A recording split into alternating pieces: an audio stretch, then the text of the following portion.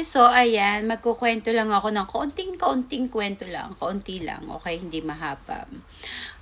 Kanina, dun sa labas, sa trabaho, may nakita ako na matanda na umiiyak. So talagang, alam nyo na ano ko lang no, hindi tayo habang buhay na bata.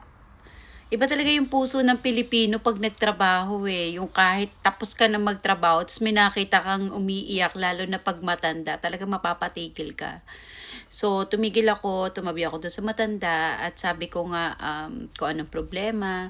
And then, sabi niya nga, gusto niya na magpakamatay, gusto niya na mamatay, kasi hindi siya dinadalaw ng pamilya niya. So, nakakaawa talaga guys. Kaya, alam niyo yun, habang mabibigay nyo pa yung pagmamahal nyo sa mga magulang nyo, sa mga lolo't lola nyo, ibigay nyo talaga.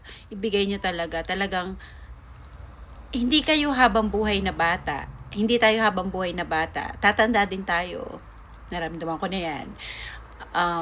Yeah, nakakaawa lang na makakita ng isang matanda na umiiyak. Kasi naaalala ko yung mga lolo't lola ko na talaga namang napakabait at talagang nagbigay talaga ng pagmamahal sa amin, sa aming mga magkakapatid. So yun, ayoko nakakakita talaga ng matatanda na naiyak. Talagang napapastop talaga ako. Tatabihan ko talaga yan. Ayun, share ko lang na i-look after natin yung mga lolo't lola natin, yung mga magulang natin, hanggat nandyan pa sila.